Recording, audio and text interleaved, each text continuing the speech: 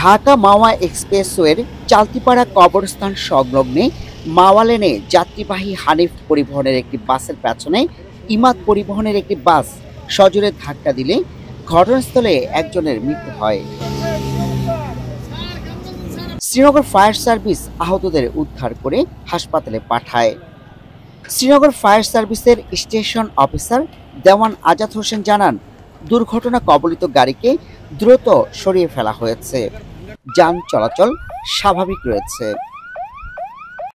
ঢাকা মাওয়া এক্সপ্রেসওয়ের চালতিপাড়া জান্নাতুল ফেরদৌস কবরস্থানের পাশে এক্সপ্রেসওয়েতে একটি বাসের পিছনে অপর একটি বাস ধাক্কা মারার কারণে ঘটনাস্থলে একজন নিহত হয়, বেশ কয়েকজন আহত হয়।